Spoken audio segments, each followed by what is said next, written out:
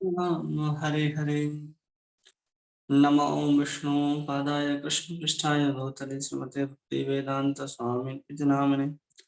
नमस्ते सारस्वती देवी गौरवाणी प्रचारिणे निर्विशेष शून्यवादी पाश्चात्य देशधारिणे। जय श्री कृष्ण चैतन्य प्रभु नित्यानंद श्री अद्वैत गदाधर श्रीवासादि गौर भक्त वृंद। हरे कृष्ण कृष्ण कृष्ण हरे हरे, हरे राम राम राम हरे हरे। गुरुवे गौरचंद्राय राधिकाय तदालय कृष्णाय कृष्ण भक्ताय तद्भक्ताय नमो नमः। हरे कृष्णा। आप सभी का बहुत बहुत स्वागत है इस भागवत संघ में। और एक दो दिन से जो समय मैं आपको बताता हूँ कि 7 बजे क्लास हो गया, 6:30 बजे, 6 बजे, और उसमें भी आने में देर हो जाता है, तो बहुत सारे यहाँ पर कारण है। क्योंकि मैं अभी घर में हूँ, तो घर की व्यवस्थाओं के साथ थोड़ा इधर उधर हो जाना पड़ता है। इसलिए आज भी 6 बजे कहा था और 6:30 बजे के बाद भी नहीं आ पाया। कुछ तो जब कनेक्ट करता था तो भी एक बार में कनेक्ट नहीं होता था। इसके लिए मैं आप सबसे हाथ जोड़ करके माफी चाहता हूँ। हम लोग भागवत संघ में उपस्थित हैं और भागवत के अंतर्गत हम लोग श्लोक संख्या 25 अध्याय 2 स्कंद 1, जो भागवत है ना, ये भागवत एक ऐसी चीज है, एक ऐसा ग्रंथ है जो हमारे हृदय के ग्रंथि को काट करके भगवान से जोड़ सकता है।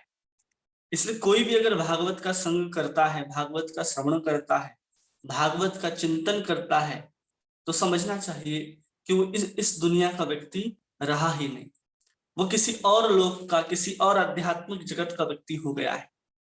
उसके बाद उसके पास जाने से ही आपको ऐसा लगेगा कि हमें भी भागवत सुनना चाहिए, भागवत कहना चाहिए, या फिर भागवत का संग करना चाहिए। बिना भागवत को सुने कोई भी साधक चाहे कि हम भगवत प्राप्ति कर लें, तो ये संभव ही नहीं।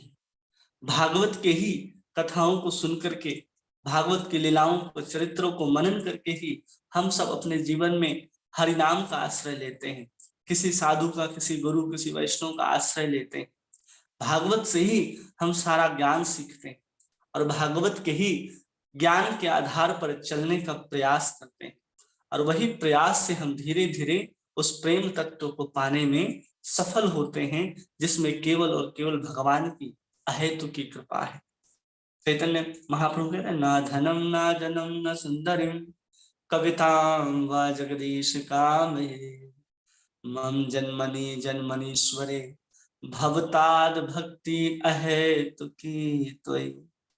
जन्मा मम जन्मनि जन्मनीश्वरे भवताद भक्ति अहेतु की त्वयि, कि जितना भी जन्म हो, अहेतु की भक्ति हमें प्राप्त हो, बिना किसी हेतु के हम आपके भक्ति कर पाए। हमारे अपने जीवन में यही उद्देश्य होना चाहिए कि कृष्ण के अतिरिक्त हमारे जीवन में कोई और उद्देश्य ना बन जाए। हम अपने जीवन में एक उद्देश्य लेकर के चलते हैं कि हम कृष्ण की प्राप्ति करेंगे, लेकिन कृष्ण की प्राप्ति करने के लिए जैसे ही हम उस मार्ग पे अपने कदम को रखते हैं, बहुत सारे बाधाएं, बहुत सारे मोह, बहुत सारे तृष्णा, पद प्रतिष्ठा आदि हम सबको खींचने लग जाते हैं। और हम क्या करते हैं, भगवान कृष्ण जिनको हम अपने आराध्य, अपना लक्ष्य समझते थे, जिनके प्रेम को प्राप्त करना, अब वो लक्ष्य नहीं रह जाते। अब उनके आश्रय में, अब उनके नाम से हम अपने पद प्रतिष्ठा, भोग आदि को पूरा करने में लग जाते हैं। तो इससे हमें बचने के लिए क्या करना चाहिए, तो उससे बचने के लिए भी श्रीमद् भागवतम का ही आश्रय ग्रहण करना चाहिए। और दूसरा, कोई शुद्ध वैष्णव हो, जिनको अनुराग हो गया हो भगवान कृष्ण के चरणों से, वैसे भक्तों से, अनुरागी भक्तों का संग हम लोगों को अपने जीवन में करते रहना चाहिए। ऐसा नहीं कि हम एक दो बार संग किए और फिर हो गया।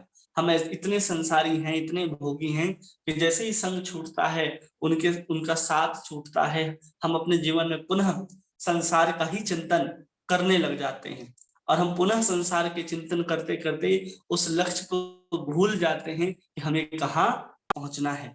इसलिए कभी भी हम भागवत को श्रवण करें तो प्रयास करना चाहिए किसी भक्तों के मुख से श्रवण करें।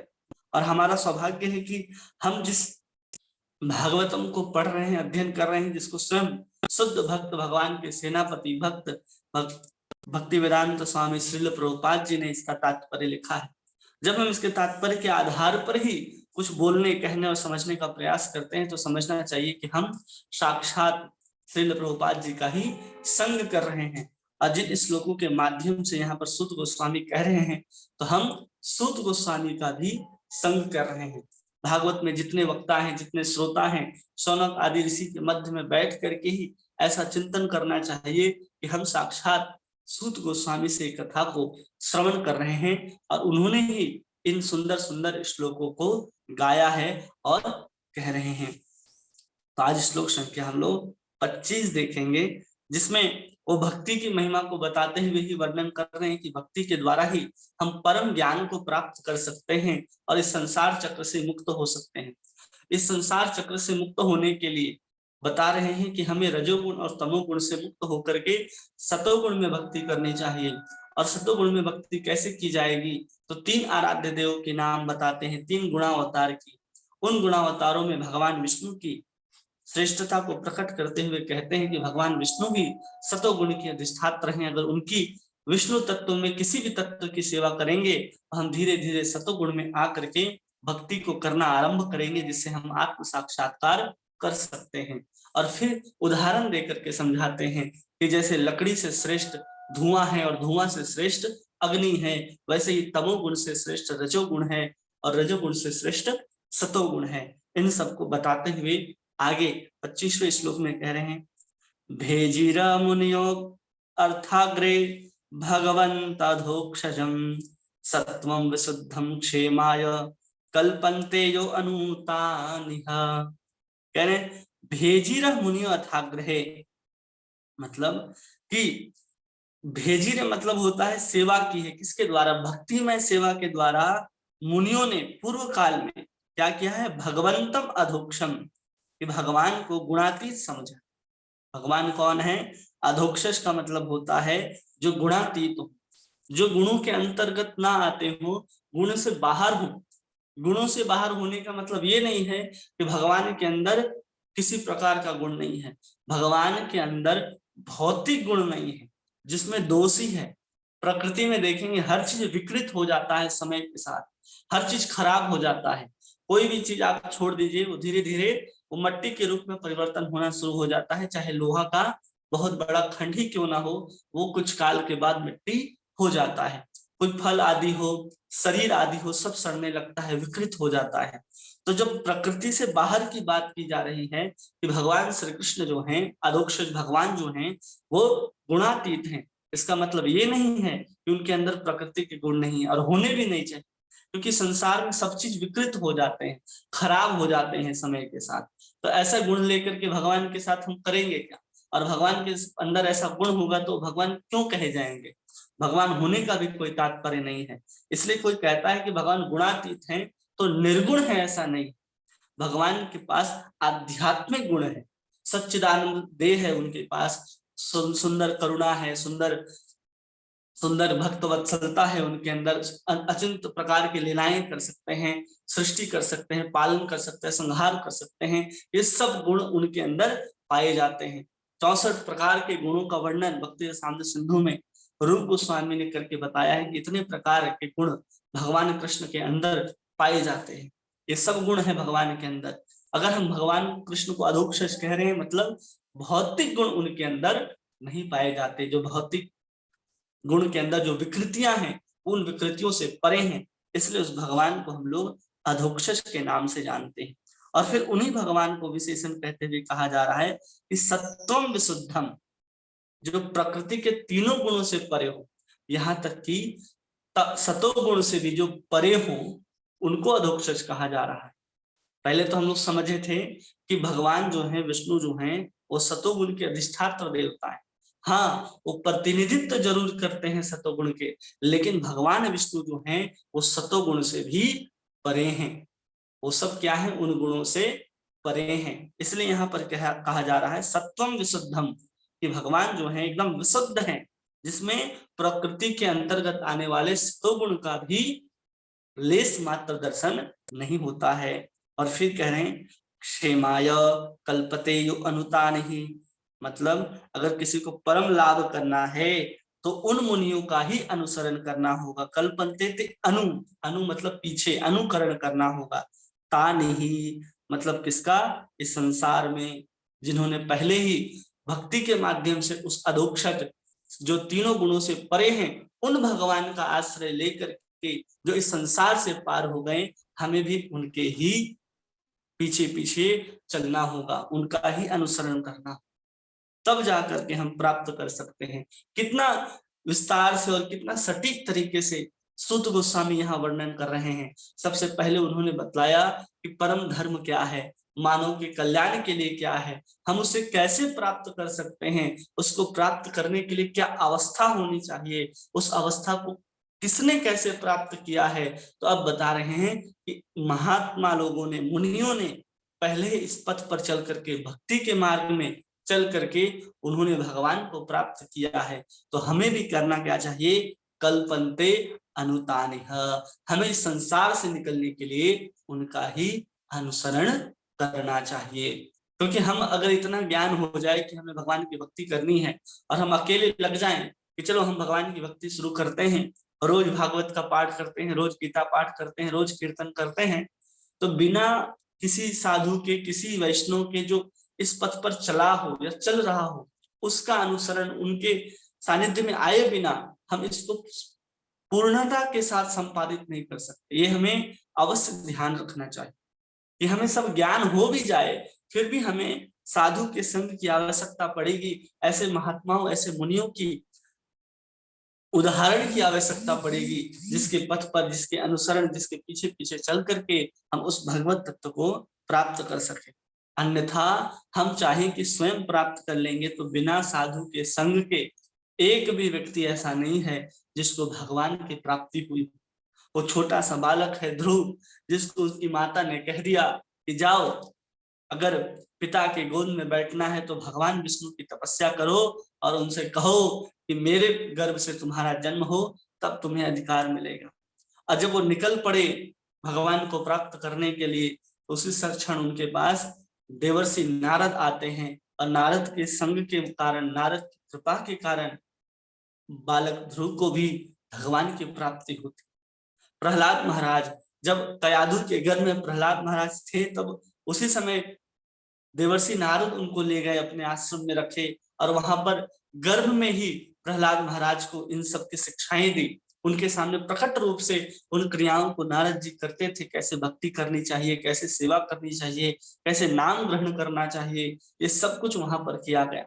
वाल्मीकि की बात करें तो वहां भी नारद जी की कृपा है, ब्रह्मा जी की बात करें तो स्वयं कृष्ण की कृपा है वहां पर।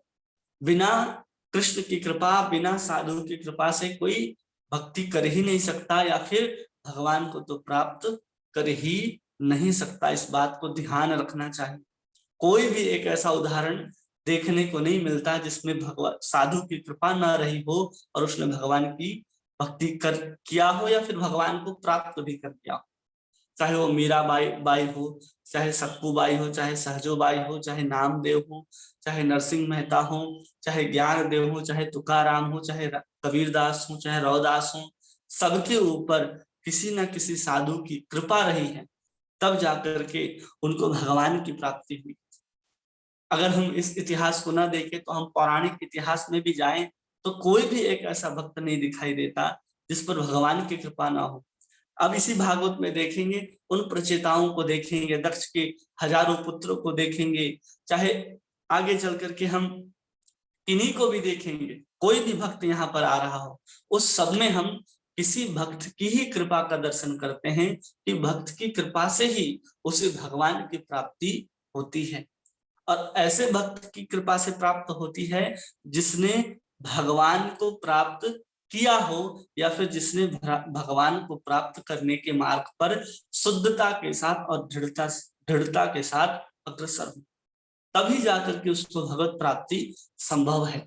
अन्यथा कोई भी एक ऐसा व्यक्ति नहीं दिखता जिसको भगवत प्राप्ति संभव हो। अगर कोई कहे कि हम अकेले उस पथ पर चल करके पहुंच जाएंगे, जब आप उस पथ पर अकेले चलने लगेंगे तो आपको कोई दिखाई नहीं देगा, तब आप क्या करोगे? जब तक आप संग में नहीं निकलोगे, जैसे कई बार होता है कि हम लोग कहीं जाना चाहते हैं और अकेले ही किसी ट्रेन में किसी बस में बैठ करके जाते हैं, तो जब तक हम उस पथ पे रहते हैं तब तक या तो हम उस बस में उस ट्रेन में अकेले ही रहते हैं। लेकिन जैसे ही हम गंतव्य तक पहुंच जाते हैं, हमें बहुत सारे भक्त दिखाई देने लगते हैं या बहुत सारे लोग दिखाई देने लगते हैं जो उस स्थान पर आए हैं। और वहां जाने के बाद आपको क्या पता चलता है, अरे ये भक्त जो हैं ये तो हमारे ही गांव से आए हैं, ये तो हमारे ही शहर से आए हैं और इसी दिन आए हैं। लेकिन आप उस पथ पर जाते हुए भी उनसे आपका मिलन नहीं होता है। आप व्याकुलता से उस मार्ग का गमन करते हैं और लक्ष्य तक पहुंचते हैं। लेकिन जब उसी मार्ग पर आप चलना चाहते हैं जहां पर आपको उस लक्ष्य का सिर्फ पता है कि यहाँ जाना है, लेकिन वो कहाँ है और कैसे जाया जाता है ये अगर मालूम ना हो, तो आप किसी भी बस में किसी भी ट्रेन में टिकट नहीं ले सकते, क्योंकि आपको पता ही नहीं है। आप ऐसे व्यक्ति के पास जाएंगे जो पहले वहां तक पहुंचा हो या फिर जिसने वो वहां तक पहुंचने का मार्ग गुरु परंपरा से प्राप्त किया हो, जो वहां पहले पहुंच चुका हो, वहां से उसने ज्ञान अर्जित किया। तब जाकर के आप उनके पास जाकर के उनसे विनती करते हैं कि बताइए कि यहाँ तक कैसे पहुंचा जा सकता है। तब वो कहेगा कि हम भी इसी मार्ग पर जाने वाले हैं, इस दिन हम निकलने वाले हैं। तो आप लोग दोनों क्या करेंगे, उस मार्ग पर साथ में गमन करके उस परंपरा के साधु के संग के माध्यम से आप आराम से उस पथ का अनुगमन करते हुए उस भगवत प्राप्ति कर सकते हैं, लक्ष्य को पहुंच सकते हैं। उसी प्रकार इस भगवत प्राप्ति के मार्ग में भी बहुत सारे भक्त हैं जो अकेले चलने का प्रयास करते हैं और फिर बाद में उनका पतन हो जाता है। इससे तो अच्छा है कि हम किसी साधु किसी वैष्णव का संग करें जो जा रहे हो इस मार्ग में, उनके पीछे पीछे हम चलेंगे तो रास्ता भटकने का कोई डर नहीं होगा। लेकिन साधु शुद्ध वैष्णव हो तब बहुत सारे भक्त दिखाई देते हैं कि हाँ भगवत प्राप्ति के मार्ग में चल रहे हैं। आप उनके पीछे पीछे चलना शुरू करते हैं, साल 2 साल 3 साल के बाद पता चलता है कि इनका लक्ष्य तो भगवत प्राप्ति है ही नहीं, सिर्फ मार्ग पर खड़े हैं और लोगों को वहां पर अपनी ओर आकर्षित करने में लगे हैं। इससे तो अच्छा है कि जो भगवत मार्ग में चलता रहे और भगवत प्राप्ति के लिए अग्रसर होता रहे, प्रेरित करता रहे, उसी ओर उसी के साथ हमें चलना चाहिए। जिसे हम दृढ़ता के साथ इस विश्वास के साथ कह सकते हैं, इस जीवन के अंत समय में हम उस लक्ष्य तक जरूर पहुंच जाएंगे। इसलिए उस तीव्रता के साथ भी चलना चाहिए कि हमें इसी जीवन में भगवत प्राप्ति करनी है। हम लोग कई बार सोचते हैं ना कि चलो इस जन्म में नहीं होगा तो अगले जन्म में होगा। अरे अगले जन्म में होगा तो क्या पता कि हम किस योनि में किस लोक में कहां पर होंगे। उस समय चैतन्य महाप्रभु की कृपा, श्रील प्रभुपाद की कृपा कि इतने सहजता से हमें भक्ति के सिद्धांतों को, भक्ति को प्राप्त हो रहा है। चैतन्य महाप्रभु के अलग अलग धाम को हम लोग देखने जाते हैं, नवद्वीप जाते हैं, मायापुर जाते हैं, जगन्नाथपुरी, जहां पर सबसे गुह्यतम लीलाओं को चैतन्य महाप्रभु ने गंभीरा के अंदर प्रकट किया है, जहां पर वो विद्यापति और सुंदर सुंदर कृष्णदास कविराज गोस्वामी के जो श्लोक थे जिनमें नित्य लीलाओं का दिव्य वर्णन है, उनको श्रवण करके अपने अश्रुधारा को प्रवाहित करते हुए पूरे जग को सिखाते थे कि भक्ति कैसे की जाती है, क्या है उनकी भावना। उन सबको गंभीरा के अंदर सार्वभौम भट्टाचार्य, स्वरूप दामोदर, राय रामानंद, इन सब के बीच वो सब प्रकट होते थे। जब जब चैतन्य महाप्रभु रथ यात्रा में नृत्य करते थे, लगता था कि पूरा ब्रह्मांड आकर के वहां नृत्य कर रहा है। हर किसी को नृत्य करते देख करके, चैतन्य महाप्रभु को नृत्य करता देख करके दोनों बाजू को उठा करके जब हरि बोल करके नृत्य करते थे, तो जो बड़े बड़े पदासीन ब्रह्मा इंद्र आदि हैं, उन सबको भी आश्चर्य होता था कि हम इन पदों को छोड़ करके भी चैतन्य महाप्रभु के साथ अगर हरि नाम संकीर्तन के आंदोलन में सम्मिलित हो जाएंगे तो हम जीवन पर्यंत जो इस ब्रह्मा के पद पर, इंद्र के पद पर कल्प कल्पांतरों से बैठे हैं, हमारा भी इस जीवन में उद्धार हो जाएगा। उसी प्रकार हमें भी चिंतन करना चाहिए कि जब बड़े बड़े देवता भी चैतन्य महाप्रभु के उस सुंदर आंदोलन में आकर के भाग ले रहे हैं, तो हम जैसे पतित जीव जिनको कृपा करने के लिए ही चैतन्य महाप्रभु का आविर्भाव हुआ है, तो उस कल्प में, उस समय में, उस कलयुग में हमारा जब जन्म हुआ है, तो हम इस अवसर को संपूर्ण रूप से उठाते हुए इसी जीवन में भगवत प्राप्ति के मार्ग को चुन ले और इसी जीवन में संकल्प कर ले कि इसी जीवन में हमको भगवत की प्राप्ति करनी है, कृष्ण प्रेम की प्राप्ति करनी है। तब जाकर के हम कहीं इस पथ पर बहुत अधिक मात्रा में पूर्णता को प्राप्त कर पाएंगे। अन्यथा हम सोचते रह जाएंगे इस जन्म में नहीं तो अगले जन्म में। अरे अगले जन्म में भी भगवत कृपा ही चाहिए, और इस जन्म में कृपा है कि हमारे पास मनुष्य का शरीर है और हमारे पास इतना शुभ अवसर प्राप्त है कि इस अभी अभी चैतन्य महाप्रभु 500 वर्ष पूर्व इस धरा को छोड़ करके नित्य गोलोक वृंदावन में निवास किए, और अभी उन्होंने लीलाओं को संपादित करते हुए करोड़ों लाखों भक्तों को उन्होंने कृष्ण प्रेम दिया। जब कृष्ण चैतन्य महाप्रभु यहाँ गली गली घूमते थे, हरि बोल किया करते थे, उस समय लोग चैतन्य महाप्रभु को देख करके ही अगर उनके मुख से हरि नाम निकल जाता था तो उसी क्षण उनको कृष्ण प्रेम प्राप्त हो जाया करता था। उस समय उनकी कृपा थी, उनके प्रकट काल में केवल कृष्ण चैतन्य महाप्रभु के दर्शन और एक बार कृष्ण नाम लेने से उसको कृष्ण प्रेम की स्फूर्ति हो जाती। लेकिन अब क्या है, अब चैतन्य महाप्रभु के जाने के बाद उन्होंने सारी कृपा जो है, सारी शक्ति जो है वो अपने नाम में निहित कर दी। नाम नामकारी बहुधा निज सर्वशक्ति तत्रार्पिता नियमित स्मरणे न काला।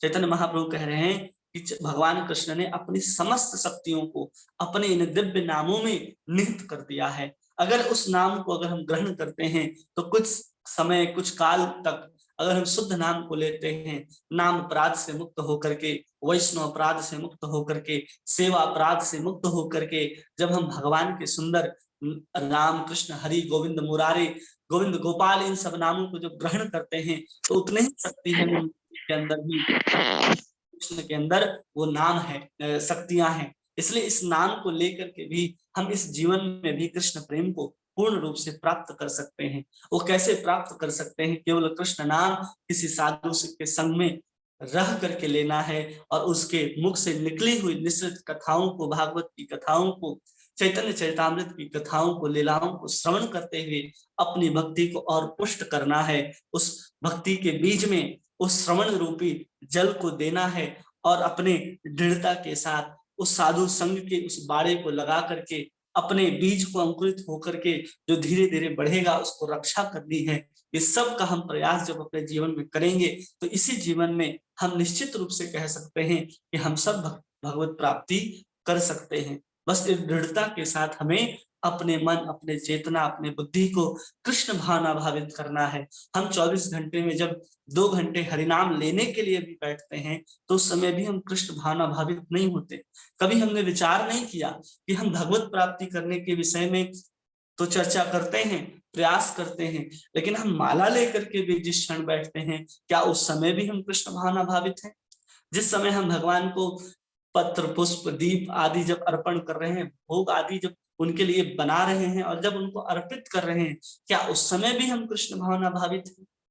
उस समय भी हमें भी हमारे अंदर संसार की अलग अलग प्रकार के विचारों का हमारे मन के अंदर उत्पत्ति होती है, उन विचारों में हम खो जाते हैं, उन विचारों के साथ ही हम भगवान का नाम जप करते हैं, उन विचारों के साथ ही हम भगवान के लिए प्रसाद आदि व्यंजन आदि बनाते हैं।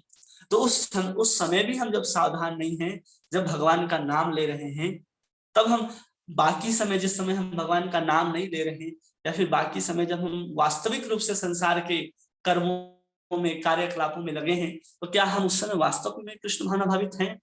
थोड़ा सा हमें इस सब बातों को विचार करना चाहिए। जब कहा जा रहा है कि हमें कल्पन्ते अनुतान ही, जिन वैष्णव का हमें संग करना है, जिनका अनुगमन करना है, जैसे रूप गोस्वामी, सनातन गोस्वामी, रघुनाथ दास गोस्वामी, जीव गोस्वामी, गोपाल भट्ट गोस्वामी, उनका 24 घंटे वो कृष्ण भावना में रहते थे, निरंतर कृष्ण की सेवा के विषय में सोचते थे कि हम कृष्ण की सेवा कैसे कर पाएंगे, उस चिंतन को करते रहते थे। ऐसा नहीं है हम जब 2 घंटे नाम लेने के लिए बैठे उस समय भी हमारी स्थिति पूर्ण कृष्ण भावना भावित की नहीं होती, क्योंकि हमारा प्रयास नहीं है, हमारा अभ्यास नहीं है, हमारे अंदर उतनी शुद्धता नहीं है। वो शुद्धता कैसे आएगी? वो शुद्धता संग के माध्यम से, अगर हम भागवत की कृपा, भागवत वैष्णव की कृपा और नाम की कृपा से हम उस शुद्धता को प्राप्त कर सकते हैं। इसलिए चैतन्य महाप्रभु कहते हैं ना, चेतो दर्पण मार्जनम भव महादावाग्नि निर्वापन श्रेय कैरव चंद्रिका वितरणम विद्यावधू जीवनम। कैसे प्राप्त होगा विद्यावधू जीवनम? केवल और केवल हरि नाम संकीर्तन के द्वारा ही उस चित्त का मार्जन होगा, और उस चित्त का मार्जन हम केवल और केवल नाम के माध्यम से ही कर सकते हैं। और वो सब कैसे ग्रहण करना है, तो उसी को कह रहे सत्यम विशुद्धम क्षेमाय कल्पन्ते ये अनुतान ही। किसी साधु किसी वैष्णव के अनुसरण करते हुए हम सत्यम विशुद्धम भगवान अधोक्षज की अगर हम भक्ति करते हैं, तभी जाकर के हम इस सब चीजों को प्राप्त कर सकते हैं। इसी चीज को समझाते हुए यहाँ अनुवाद और तात्पर्य में प्रभुपाद कह रहे हैं, अनुवाद पूर्व काल में समस्त महामुनियों ने भगवान की सेवा की। कोई भी ऐसा व्यक्ति नहीं है जो तीनों गुणों से परे होने के लिए स्वयं की तपस्या से, स्वयं की साधना से ऊपर चला गया हो। सबको भगवान की कृपा लगती ही है, इसलिए सभी ने क्या, इस प्रकृति के तीनों गुणों से बाहर होने के लिए भगवान की ही तपस्या की। शुरू में जब ब्रह्मा जी ने सृष्टि का रचना करते हैं, और रचना करने के बाद जब अपने अलग अलग मरीचि और ये सब पुत्रों को जब जन्म देते हैं, अपने मानस पुत्रों को, अंगिरा आदि ऋषियों को, सप्तऋषि आदि, तो उस समय 4 कुमार भी उनके मानस पुत्र के रूप में कहे जाते हैं। उनको ब्रह्मा जी ने आदेश दिया कि तुम ऐसा करो कि तुम संसार में सृष्टि को आगे बढ़ाओ, विवाह आदि करो। तो उन्होंने कहा कि हम ऐसा नहीं करेंगे। अब वो छोटे छोटे जो उनके 5 साल के जो कुमार आदि सनत सनंदन सनातन सनत कुमार हुए, उन्होंने इनकार कर दिया अपने पिता के वाक्य को सुन करके कि हम आपकी आज्ञा को नहीं मानते। जैसे उन्होंने आज्ञा का उल्लंघन कर दिया ब्रह्मा जी ने श्राप दिया कि तुम्हारी आयु जो है वो नहीं बढ़ेगी, अब नहीं बढ़ेगी। अब उन्होंने क्या किया कि संसार का पता था कि संसार जो बनाया है हमारे पिता ने, वो बंधन का ही कारण है। इस संसार में हम जाएंगे और फंस जाएंगे, इसलिए उन्होंने उसी समय से निश्चित कर लिया कि हमें भगवान विष्णु के शरण में जाना है और कहीं भी नहीं जाना है। तो शुरू से ऐसे महात्मा मुनि जो हैं वो लगे हुए हैं कि हमें भगवान के शरण में जाना है। सुखदेव गोस्वामी का जब जन्म होना था, तो सुखदेव गोस्वामी कहाँ है, गर्भ में है अपने माता के, और उस समय व्यास जी प्रार्थना कर रहे हैं कि आप बाहर निकलो, बाहर निकलो। वो कहते हैं माया बहुत बलवान है, हम बाहर नहीं निकलेंगे।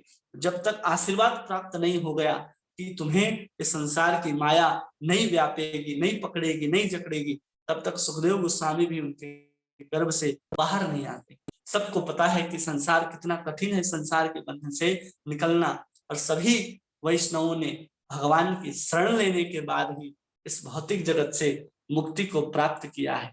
उसके अलावा और कोई उपाय नहीं है इस संसार से प्राप्त होने का। कोई भी हो, किसी का भी नाम ले लो, वो बिना साधु के संग और बिना भगवत कृपा के उन्होंने भक्ति प्राप्त की ही नहीं है। और फिर करें, क्योंकि वे प्रकृति के तीनों गुणों से परे हैं। कौन? भगवान कृष्ण। इसलिए उनकी सेवा की। उन्होंने भौतिक परिस्थितियों से मुक्त होने हेतु, फल स्वरूप परम लाभ प्राप्त करने हेतु भगवान की पूजा की।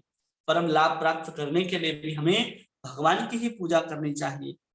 अतएव जो इन महामुनियों का अनुसरण करता है, वह भी इस भौतिक संसार से मोक्ष का अधिकारी बन जाता है। जो इन महात्माओं का अनुसरण करता है, वो भी प्रभुपाद कह रहे भौतिक संसार से मोक्ष प्राप्त करने का अधिकारी बन जाता है। इसलिए हमें उनका अनुसरण करना ही चाहिए। तात्पर्य, धर्माचरण के उद्देश्य से भौतिक लाभ प्राप्त करना या आत्म या पदार्थ के अंतर का सरल ज्ञान अर्जित करना नहीं है।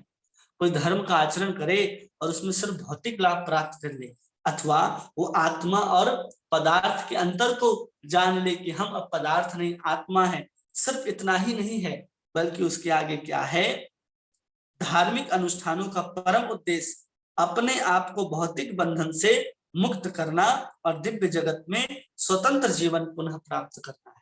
स्पष्ट रूप से कह दिया रूपाल ने। केवल हम आज के समय में अगर हम धर्म का आचरण कर रहे हैं, तो हम उस धर्म के आचरण से क्या हम सही में इस संसार के बंधन से मुक्त हो रहे हैं, या सिर्फ अपने ज्ञान को बढ़ाते जा रहे हैं, आत्मा और पदार्थ के अंतर को समझते जा रहे हैं, ये संसार क्या है, प्रकृति क्या है, भगवान ने कौन सी लीलाएं की, या कौन सा श्लोक कहाँ लिखा है, इन सबको सिर्फ याद करके अपने अहंकार को पुष्ट कर रहे हैं, या फिर सही में संसार के बंधन से मुक्त हो रहे हैं। हम लोग क्या करते हैं, जब धर्म का आचरण करने लग जाते हैं, और आजकल ये भी देखा जाता है कि कोई भी भक्ति कर रहा है, माला कर रहा है, मंदिर आता है, तो ये नहीं देखा जाता कि उसका संसार के प्रति कितना वैराग्य हुआ, कृष्ण के प्रति कितना प्रेम हुआ। वो देखते हैं, अरे ये तो 2 साल से भक्ति कर रहे हैं, इनको तो इतने सारे श्लोक याद हैं, इतने सारे कथाओं को जानते हैं। जब इस तरह की जब लोगों को कहने लगते हैं तो उनको अहंकार होने लग जाता है, अरे हमें तो इतना सारा सब कुछ आता है। वास्तव में वो ज्ञान जो है, वो धर्म का, उस भक्ति का उद्देश्य ये नहीं है कि आप ज्ञान को अर्जित कर ले, आप आत्मा और पदार्थ के अंतर को जान ले। वास्तविक क्या है, धर्म का आचरण करने का, अनुष्ठान प्राप्त करने का, कि हम भौतिक बंधनों से मुक्त हो। और हम लोग यही देखते हैं कि कोई सालों से भक्ति कर रहा है, इतना जानता है, इतना सब, अरे भक्ति कर रहा है तो अपने आप उसके अंदर ज्ञान आएगा, लेकिन सिर्फ ज्ञान ही आ रहा है या ज्ञान के साथ साथ वैराग्य भी आ रहा है? केवल ज्ञान आ रहा है तो समझना चाहिए कुछ गड़बड़ चल। ज्ञान के साथ साथ ज्ञान का अभिमान ना हो और संसार के प्रति वैराग्य हो, ये आवश्यक है। उस भक्ति में, हम भक्ति जब कर रहे हैं तो हमें ये सूक्ष्मता से देखना चाहिए कि हम भक्ति के माध्यम से ज्ञान ही ले रहे हैं, केवल ज्ञान ही हम समेट रहे हैं अपने अंदर, या फिर उसको जान करके उस ज्ञान की सहायता से हम भक्ति में भी अग्रसर हो रहे हैं, या उस ज्ञान के माध्यम से हम संसार के प्रति वैराग्यवान भी हो रहे हैं। इसको हमें सूक्ष्मता से देखना होगा। और फिर कह रहे हैं कि दिव्य जगत में स्वतंत्र जीवन पुनः प्राप्त करता है।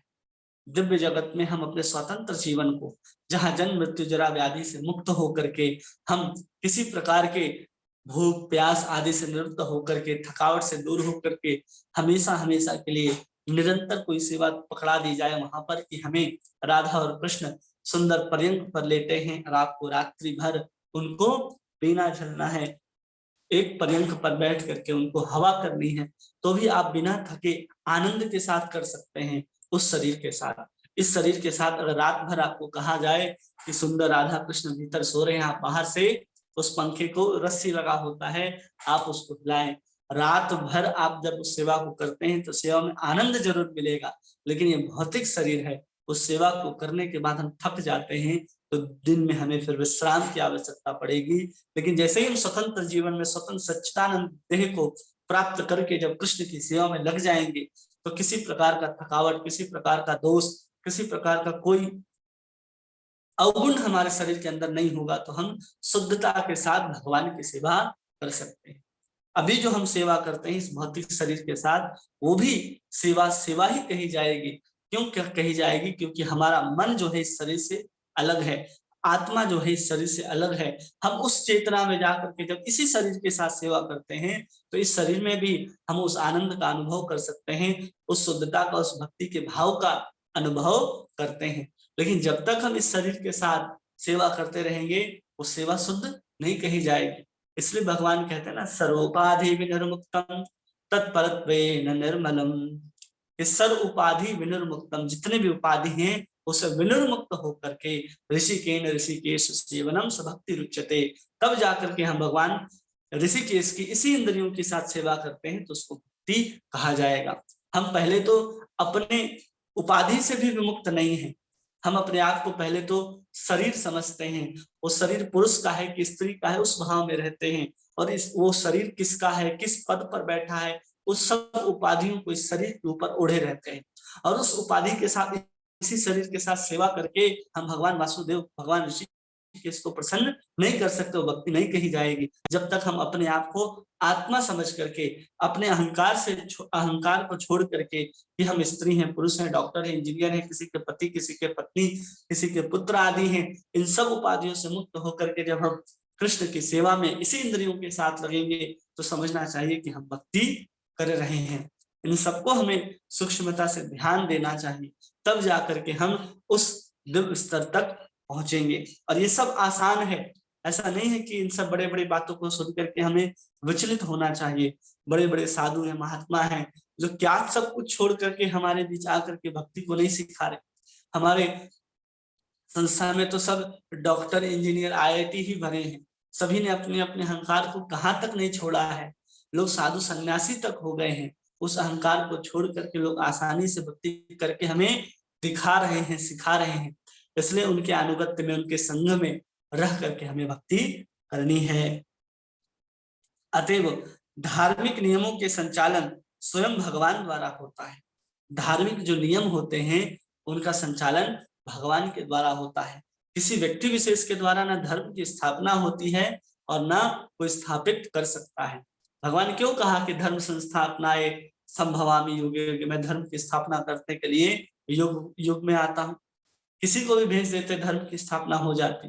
भगवान भागवत में कहते हैं, भगवत वर्णन आता है तीसरे स्कंद में कि धर्मम तो साक्षात भगवत प्रणीतम, कि धर्म जो है वो साक्षात भगवान के द्वारा ही प्रणीत होता है, उन्हीं के द्वारा स्थापित हो सकता है। और किसी मनुष्य के द्वारा कोई पुस्तक कोई ग्रंथ कहीं से ला करके कहा जाए कि भगवान की वाणी है, भगवान ने दिया है और इसको तुम मानो, इसमें सब कुछ है, तो हम स्वीकार नहीं करने वाले जब तक उस धर्म की स्थापना स्वयं भगवान यहाँ पर आकर के नहीं करते। क्योंकि वेदों का जो उत्पत्ति है वो भगवान के श्वास से हुआ है और वही ब्रह्मा जी के माध्यम से फिर परंपरा से हमारे ऋषि मुनियों तक आया है। भगवत गीता जैसा ज्ञान स्वयं भगवान कृष्ण के मुख से उतरा है हमारे ऊपर कृपा करने के लिए। इसलिए हमारे लिए जो धर्म के संस्थापन करता है वो कोई मनुष्य, कोई नबी, कोई गुरु नहीं है, कोई आचार्य नहीं है, बल्कि साक्षात भगवान है। और हमारे यहाँ तो ये भी कहा गया है कि आचार्यम साक्षात माम विजानियात, कि जो आचार्य होते हैं वो साक्षात भगवत स्वरूप ही होते हैं या फिर भगवान ही आचार्य के रूप में आते हैं, आचार्य के रूप में ही भगवान आते हैं। मध्वाचार्य हूँ किसके अवतार हैं? स्वयं पवन देव के अवतार माने जाते हैं। माधवेंद्र पुरी स्वयं कल्प वृक्ष के अवतार माने जाते हैं। रामानुजाचार्य वो कौन पाए जाते हैं? स्वयं शेष अवतार हैं रामानुज। तो ऐसे ऐसे निम्बारकाचार्य सब कौन है? साक्षात सूर्य की कृपा से उत्पन्न हुए। तो ये सब उनकी ही कृपा से जब प्रकट होते हैं तो भगवान के ही जो धर्म है, भगवान ने जो स्थापित, जो वेदों में धर्म को स्थापित किया है, उसी को सरलता के साथ किसी विशेष विशिष्टाद्वैत, द्वैताद्वैत, द्वैत सिद्धांत के साथ ये आचार्य हम सबको समझाते हैं, स्पष्ट रूप से रखने का प्रयास करते हैं। आगे कह रहे हैं, भगवान के अधिकृत प्रतिनिधियों के अतिरिक्त और कोई नहीं जानता। इसके अतिरिक्त कोई नहीं जानता। धर्म का उद्देश्य महाजनों के अलावा और कोई नहीं जानता। वो कहते हैं ना कि धर्म का जो उद्देश्य है वो निहितम गुहाय, ये क्या है? वो बहुत गुह्य है, उसको कोई समझ नहीं पाता। लेकिन कौन जानता है? जो महात्मा है, जो महाजन है, जैसे द्वादश महाजन है, वो द्वादश महाजन वो भली भांति जानते हैं धर्म का उद्देश्य क्या है। तब जाकर के कहा जाता है कि जिन्होंने उस पथ का को गमन किया है उनके पीछे पीछे ही हमें चलना है। महाभारत का श्लोक आता है ना, जिसमें कहते हैं महाजनः येन गतः स पंथा, कि महाजनों ने जिस पंथ का अनुगमन किया उसी के पथ को चलना है। तो उसी का अनुवाद यहाँ पर प्रभुपाद जी तात्पर्य में लिखते हैं कि धर्म के मर्म को, धर्म के रहस्य को केवल महात्मा ही जानते हैं। उन्होंने अनुगमन किया है, जैसे ब्रह्मा है, नारद है, देवर्षि हैं, जनक हैं, व्यास है, सुखदेव हैं, स्वयं भगवान शंकर है, सनत कुमार हैं, यमराज हैं। ये द्वादश महाजन ही भली भांति धर्म के लक्ष्य को, धर्म के उद्देश्य को, धर्म की पूर्णता को समझते हैं, इसलिए उनका अनुगमन हमें करना है। भगवान के 12 विशेष प्रतिनिधि हैं, वही व्यास जी हैं, नारद जी हैं, सनकादि हैं, शंकर भगवान हैं, प्रहलाद हैं, यमराज हैं, ये सब द्वादश महाजन हैं, उनका ही अनुगमन करना है। जो धर्म के उद्देश्य से परिचित हैं और सभी भगवान की दिव्य सेवा में संलग्न है। और ये सभी कौन है? भगवान की दिव्य सेवा में संलग्न है। जो मनुष्य अपना हित चाहते हैं उन्हें महाजनों का अनुसरण करना चाहिए और उनसे परम लाभ प्राप्त करना चाहिए। जो अपना परम लाभ चाहते हैं उन्हें इन महात्माओं का अनुसरण भी करना चाहिए, जिससे वो परम लाभ को प्राप्त कर सके। इसलिए कह रहे हैं इस श्लोक में कि भेजी ये मुनियो अथाग्रह भगवंतम अधोक्षम सत्वम विशुद्धम क्षेमाय कल्पते अनुप्राणिः, कि हमें उस महात्माओं के, उन महात्माओं का ही अनुसरण करते हुए भगवान की भक्ति करनी है। और पूरे के पूरे भागवत में देखेंगे तो इन द्वादश महाजनों ने जो कुछ भी कहा है वो सब कुछ यहाँ विस्तार से वर्णन है। सबसे पहले द्वादश महाजन में सबसे पहले किसकी कथा आएगी? प्रथम स्कंद में स्वयं भीष्म पितामह, उनको भी द्वादश महाजन के अंदर गिना जाता है। तो भीष्म भी भगवान उस धर्म को पूर्ण रूप से जानते थे, पूर्ण रूप से धर्म के उद्देश्य को जानते हैं भीष्म पितामह। उनकी स्तुति, उनकी चरित्र को हम प्रथम स्कंद में पढ़ेंगे। और ऐसे ही 12 महाजनों की कथा संपूर्ण स्कंद में हमें देखने के लिए मिलेगी। सुखदेव गोस्वामी भी उस द्वादश महाजन के अंतर्गत है, स्वयं इस कथा को कहने के लिए बैठे हैं, तो समझना चाहिए कि हम संग कर ही रहे हैं भगवान का। इसमें विशेष रूप से किसका संवाद दिखता है? एक तो सुखदेव गोस्वामी और परीक्षित का, दूसरे नारद जी और युधिष्ठिर का। ये दोनों क्या कौन है? महाजन है। और छठे स्कंद में दिखेगा जिसमें यमराज जी कहेंगे, यमराज जी जब अम्बरीश का प्रसंग आएगा तो उसमें भी हम लोग सुन सकते हैं, समझ सकते हैं कि इन महात्माओं के, इस महाजनों के माध्यम से क्या क्या उन्होंने उपदेश दिए हैं। उनके उपदेशों को अपने जीवन में धारण करना चाहिए, यही उनका अनुसरण करना है। अब भीष्म पितामह जैसे अगर अनुसरण करने जाए तो हमको भी अधर्म का साथ दे करके फिर भगवान के विपक्ष में युद्ध करके फिर हमें भी सैया तीर के सैया पर लेटना होगा। ऐसा कुछ करने की आवश्यकता नहीं है। जो उन्होंने अपने वचनों से कहे हैं, जो उन्होंने अपने चरित्र से, उज्जवल चरित्र से करके दिखाया है, उसका अनुसरण हमें करना है। इस बात का हमें ध्यान रखना चाहिए। कोई प्रश्न है? कोई प्रश्न पूछना चाहते हैं? किन्हीं के पास कोई प्रश्न?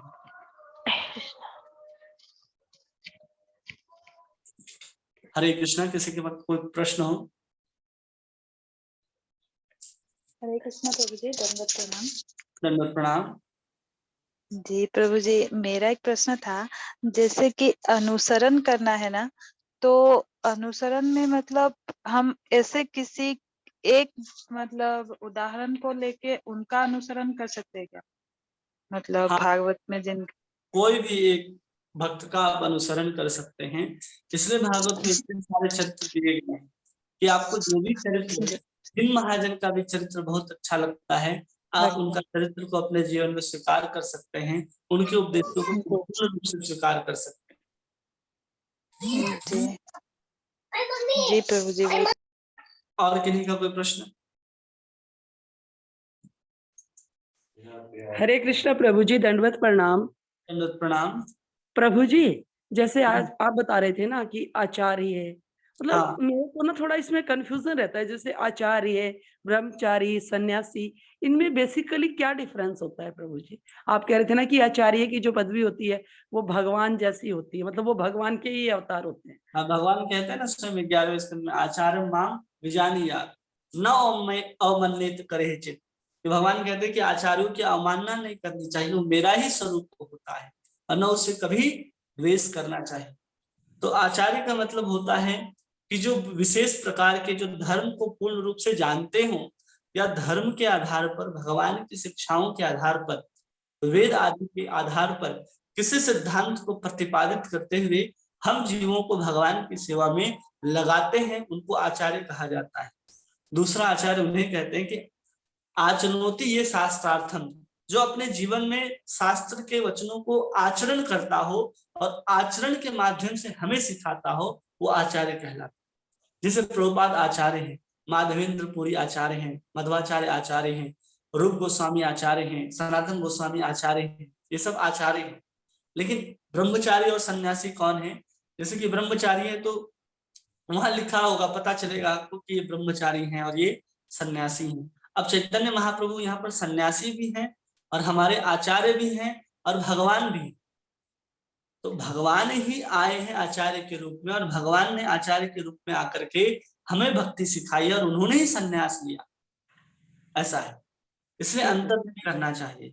दूसरा कि भगवान चैतन्य महाप्रभु की बात के अलावा हम किसी और आचार्य, जैसे रामानुजाचार्य की बात करें, तो उन्होंने विशिष्टाद्वैत सिद्धांत को लेकर के हमें समझाया कि कैसे भगवान श्री नारायण और लक्ष्मी नारायण की सेवा करनी चाहिए।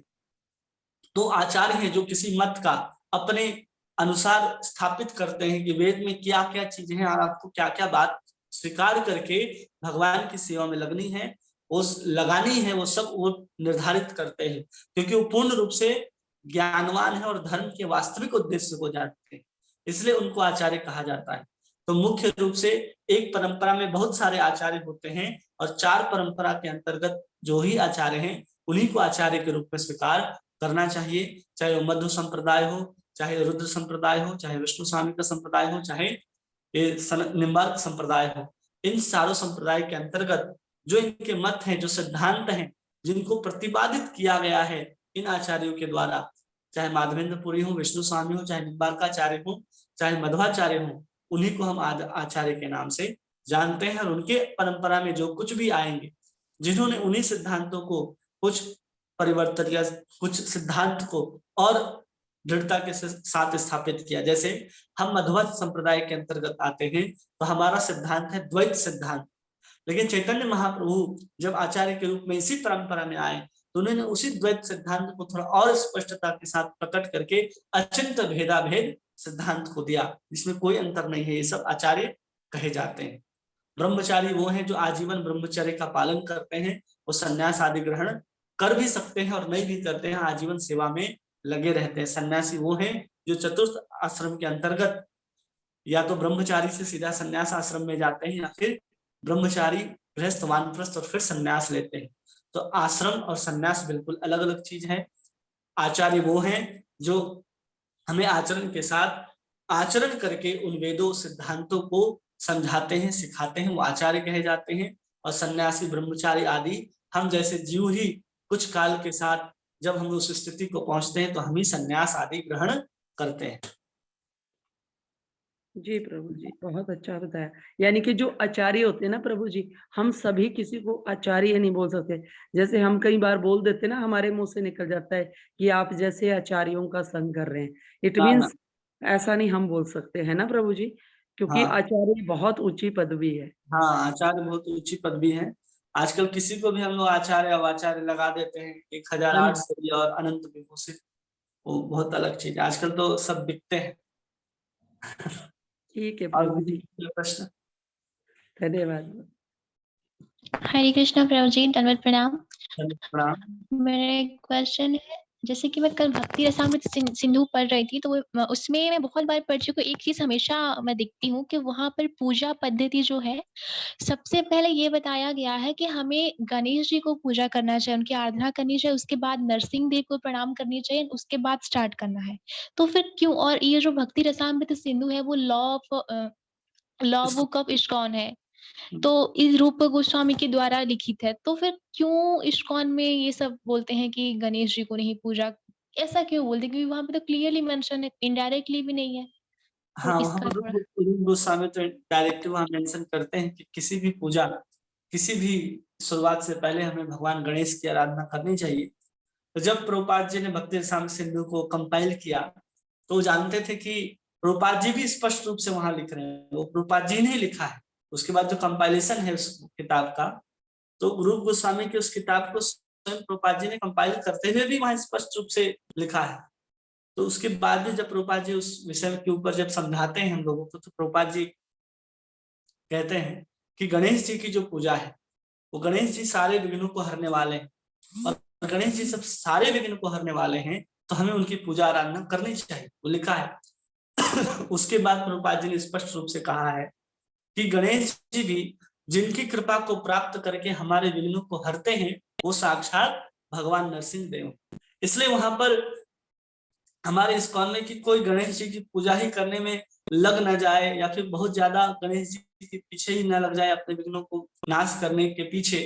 इसलिए हमारे इस्कॉन में क्या किया गया कि गणेश जी की पूजा को थोड़ा, जब विग्रह स्थापना होती है, मंदिर का निर्माण होता है, उसी समय सिर्फ हम लोग गणेश जी की आराधना पूजा करते हैं, और फिर भगवान नरसिंह की आराधना करके हम लोग भगवान की पूजा अर्चना शुरू करते हैं। तो एक बात की कथा आती है प्रभुपाद जी की, कि एक बार कोई भक्त था, जब उन्होंने इस लाइन को पढ़ा कि गणेश जी की पूजा करनी चाहिए और उनसे सारे विघ्नों का नाश होता है, तो उसने पढ़ लिया गणेश पुराण उठा करके कहीं से कि गणेश जी की पूजा करेंगे तो बहुत सारे धन, बहुत सारे बुद्धि आदि आएंगे। तो उसने प्रभुपाद जी को चिट्ठी लिखा और कहा कि प्रभुपाद जी, हमने ऐसा ऐसा पढ़ा है, तो क्या हम गणेश जी की पूजा कर सकते हैं? इससे हमारे हमारे अंदर इतने सारे बुद्धि आएंगे, हम अलग अलग सेंटर्स खोल सकते हैं और बहुत सारा धन आएगा। तो प्रभुपाद जी उसको उत्तर देते हैं उनको कि ठीक है, तुम ऐसा कर सकते हो गणेश जी की पूजा, लेकिन एक शर्त है कि उनकी पूजा करने से तुम्हें बहुत सारे धन प्राप्त होंगे। तो तुम क्या करोगे, हमें $1200 पर दिन के हिसाब से दोगे। तो सुनकर के आश्चर्य होता है कि प्रभुपाद जी ऐसा क्यों बोल रहे हैं। तो समझ में आता है कि केवल हम गणेश जी की पूजा करेंगे, और केवल गणेश जी की पूजा करने से हम बुद्धि और धन को तो अर्जित कर सकते हैं, लेकिन हम भगवान के भावना भावित नहीं हो सकते। इसलिए प्रभुपाद जी ने उसको क्लियरली मेंशन करने के बाद भी उसके ऊपर इतना जोर नहीं दिया, क्योंकि हमारे संस्था में जितने भी लोग हैं वो जो हिंदुस्तान के हैं वो इतने सारे देवी देवताओं को जानते हैं, तो वहां पर वो इधर उधर ना चले जाए, उनका भटकाव ना हो जाए, इसलिए इसको इतना जोर से उठाया नहीं गया है। और दूसरा जो विदेशी भक्त हैं, अगर उनको ये सब अलग अलग देवी देवताओं के बारे में पता चलेगा तो वो अलग अलग मार्ग में या उनकी पूजा उनकी आराधना को ही सब श्रेष्ठ ना समझने लग जाए। इसलिए इस्कॉन के अंदर इस गणेश जी की पूजा को उतनी श्रेष्ठता से नहीं लिया गया। लेकिन देखा जाए तो किसी भी विग्रह स्थापना और मंदिर की स्थापना के पहले गणेश जी का आह्वान होता है और मंदिरों के बाहर लगाया जाता है। तो इसलिए हम लोग कर सकते हैं गणेश जी की भी पूजा। लेकिन गणेश जी से अच्छा प्रभुपाद जी हम लोग को समझाते हैं कि भगवान नरसिंह की कृपा से ही विघ्नों का वो नाश करते हैं। ब्रह्म संहिता का कोट करके वो बताते हैं कि हमें नरसिंह भगवान की सेवा करके पूजा करके ही हमें भक्ति आरंभ करनी चाहिए। और जब रूप गोस्वामी उस चीज को लिख रहे हैं तो रूप गोस्वामी पूरे के पूरे वैदिक पौराणिक ग्रंथ के आधार पर प्रमाण दे रहे हैं। इसलिए रूप गोस्वामी ने वहां गणेश जी की पूजा की बात कही है। तो दोनों में कोई कंफ्यूजन नहीं है, बस इस्कॉन के अंदर वो ज्यादा ना बढ़ जाए, लोग गणेश जी की पूजा अधिक न करने लग जाए, इसलिए उसको बहुत कम मात्रा में स्वीकार किया गया प्रभुपाद के द्वारा भी और अन्य भक्तों के द्वारा भी, लेकिन स्वीकार किया जाता है। और प्रभुपाद जी भी, रूप गोस्वामी भी जब पूजा अर्चना आदि करते थे, जब उन्होंने गोविंद देव जी के मंदिर की स्थापना की, तो वहां भी आप देखेंगे गणेश जी बाहर बने हुए हैं। रूप गोस्वामी के मंदिर में जो मंदिर है, बड़ा मंदिर जो है, वहां पर आप देखेंगे पौराणिक मंदिर में बाहर गणेश जी हैं लगे। सारे आचार्यों ने स्थापना करके उनकी पूजा आराधना करके ही भगवान की पूजा को बिठाया है, स्वीकार किया। चाहे रूप गोस्वामी ने गोविंद देव की पूजा की हो, चाहे सनातन गोस्वामी ने मदन मोहन की स्थापना की, सब में वही है। लेकिन लोग इधर उधर ना हो जाए इसलिए इस्कॉन में इतना ज्यादा उसको बढ़ावा नहीं दिया जाता है। ठीक है, यस प्रभु जी, थैंक। पर एक बार वो उसको स्टार्टिंग से ओम गंग गणपति नमः करके बस एक बार करके पूरा पूजा पद्धति हम अपने हिसाब से करें तो दैट्स फाइन। हाँ फाइन है, लेकिन प्रभुपाद जी कह रहे हैं कि सीधा अगर हम भगवान नरसिंह के ही कर लें तो क्या समस्या है, दोनों में कोई समस्या नहीं। क्योंकि भगवान गणेश भी नरसिंह भगवान की पूजा करें और हम भी भगवान नरसिंह की आराधना कर लेंगे, तो दोनों में कोई समस्या नहीं है। इसलिए भक्ति विनोद ठाकुर ने क्या किया कि जब विघ्न आ रहे थे उस समय, बहुत सारे सेंटर्स चलते थे भक्ति विनोद ठाकुर के उस समय, तो उन्होंने ही सर्वप्रथम हमारे संप्रदाय के अंतर्गत भगवान नरसिंह की स्थापना करी सबसे पहले। उसके पहले नहीं करते थे कोई, सीधा ही भगवान कृष्ण की आराधना गुरु का नाम लेकर के शुरू करते थे। अगर हम मंगलाचरण के साथ भी शुरू करते हैं, गुरु का नाम लेकर के भी अगर हम पूजा अर्चना शुरू करते हैं, तो भी सारे विघ्नों का नाश हो जाता है। इसमें भी कोई आवश्यकता नहीं रह जाती कि हम गणेश जी या नरसिंह भगवान की भी सेवा करें। अगर ठीक से समझना है तो इनकी भी आवश्यकता नहीं, सीधा गुरु प्रणाम मंत्र, गुरु को प्रणाम करें और पूजा अर्चना में लग जाए, ये भी संभव करने के लिए कर सकते हैं। लेकिन ज्यादा श्रेष्ठ ये है कि हम गुरु और भगवान नरसिंह की आराधना करते हुए नाम लेकर के ही सेवा शुरू करें। और जब कोई विशेष पूजा पद्धति आप कर रहे हैं तो गणेश जी, नरसिंह जी और ऐसे गुरु गणेश और ऐसे फिर आगे बढ़ना चाहिए। Yes Prabhu ji, thank you so much. Hare Krishna. 17वें अध्याय में प्रभुपाद लिखा है ना, भक्ति साम्र सिंधु के 17वें अध्याय में शायद है ऐसा। जी प्रभु जी, पूजा पद्धति में स्टेप बाय स्टेप। ठीक है, और किन्हीं का कोई प्रश्न?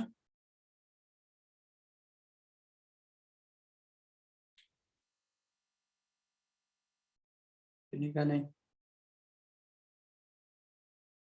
ठीक है।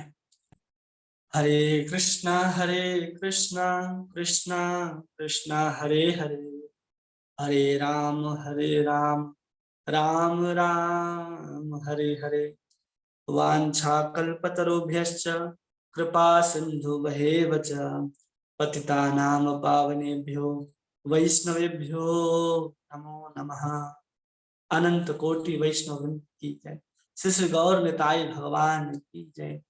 श्री श्री दामोदर मास की जय। श्री श्री राधा दामोदर भगवान की जय। नामाचार्य श्री हरिदास ठाकुर की जय। हरे कृष्ण महामंत्र की जय।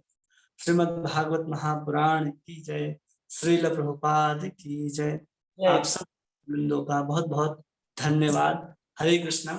पुनः एक बार आप सबसे माफी मांगते हैं कि आने में आज फिर से देर हो गया। प्रयास करेंगे कि जो हम समय बताते हैं उसी में हम आए। कोई बात नहीं प्रभु जी, हो जाता है। अब कार्तिक मास है ना प्रभु जी, तो थोड़ा पूजा में भी देर लगती है। कोई बात नहीं प्रभु जी, हम आपको बहुत कोटि कोटि नमन करते हैं कि आप हमें इतने सरल शब्दों में बता रहे हैं प्रभु जी। कोई बात नहीं प्रभु जी, आप कभी हमसे माफी ना मांगना। हरे कृष्णा प्रभु। हरे कृष्णा। दंडवत प्रणाम। दंडवत प्रणाम प्रभु जी। दंडवत दंडवत प्रणाम प्रभु जी।